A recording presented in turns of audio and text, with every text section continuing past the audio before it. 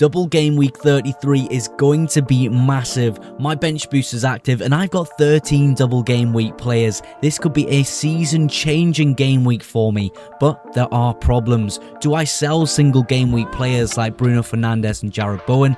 And what do I do after O'Reilly's injury? We're going to break all of that down in today's video, so let's get into this.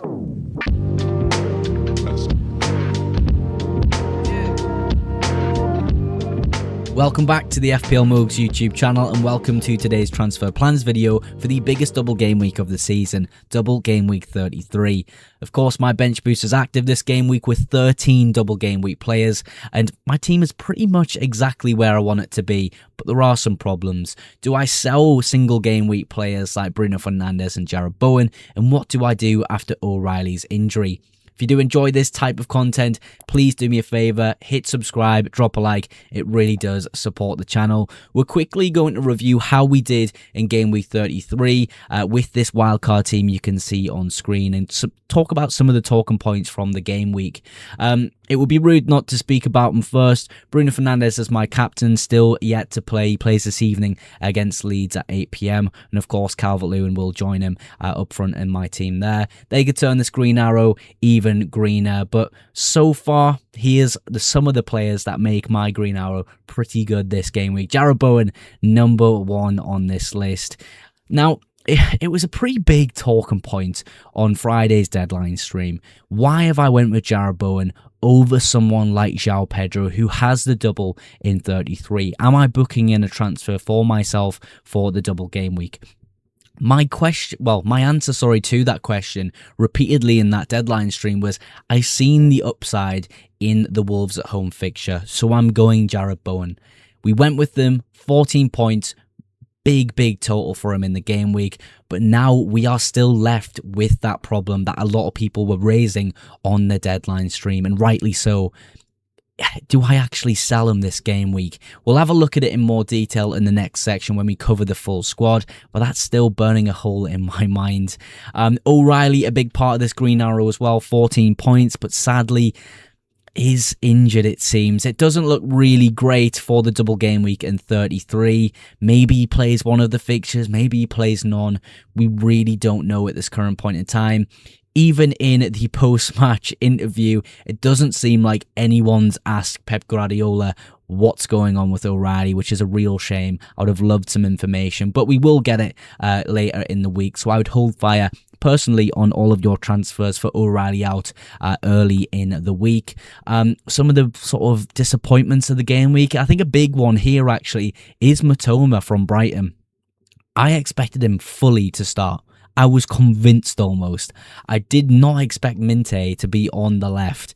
And from what it seems like, Minte didn't really do a good job, like he hasn't done for a lot of the season, in all honesty. So I do suspect Matoma will be available for the double game week and play hopefully at least the Spurs fixture, because Spurs aren't looking good. And as a Sunderland fan, I mean, I'm holding up not the wrong side there.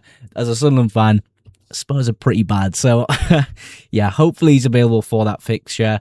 Game Week 32, wildcard team, immense, and it's going to set us up perfectly for the double game week in 33. Let's take a look at the side. Alright, so this is how we're lined up for Double Game Week 33, the biggest double game week we'll have all season. The bench boost, of course, is active on 13 double game week players and 2 single game week players.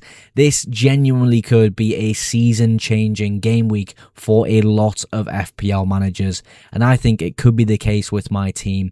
I think I just need to make a few different tweaks and fix some problems that my team already has after wildcarding in Game Week 32.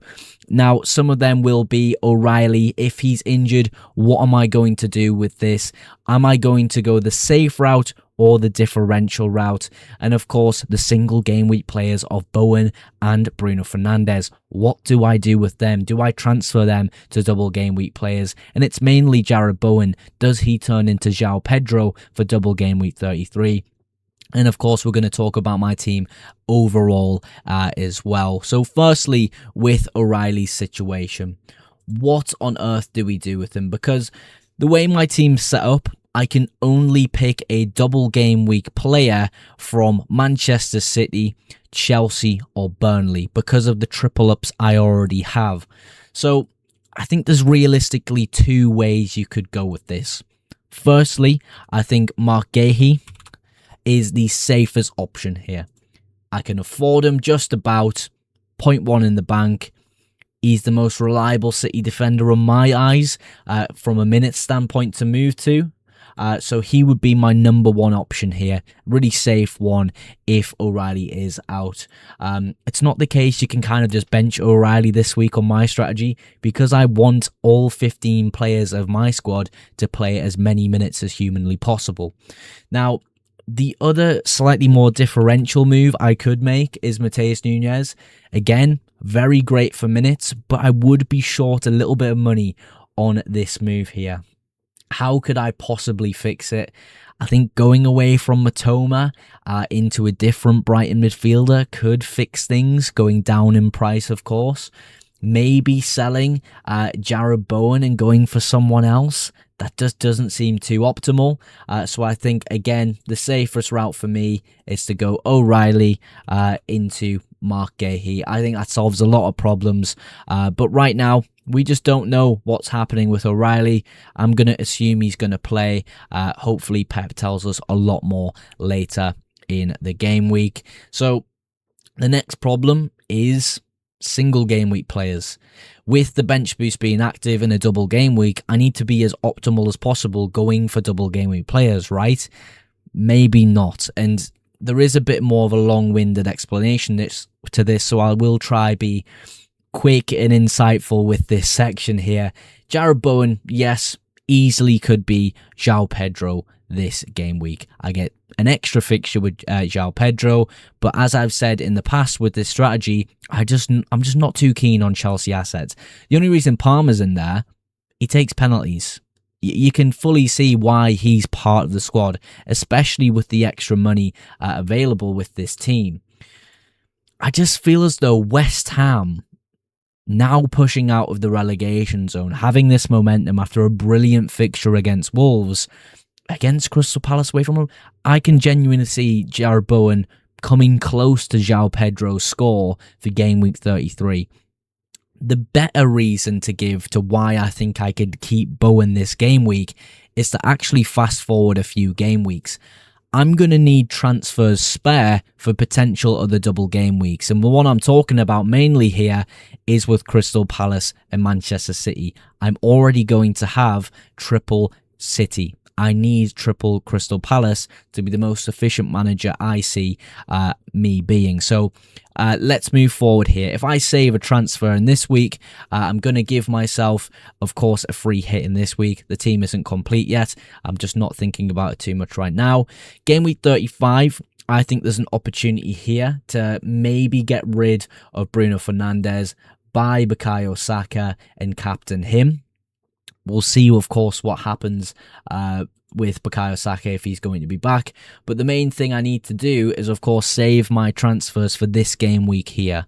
Because I feel as though if I had Jarrod Bowen up till here, I could go ahead, buy the starting forward for Crystal Palace, most likely Jean-Philippe Mateta. We'll, of course, wait and see on that. Get rid of the likes of Senesi, buy a Richards, who, again, double game week, and sell Tavernier as well, because Bournemouth's fixtures do turn going into the last games of the season. I do trust them to get some results, but I think being as optimal as possible, this is the kind of route I would like to go with.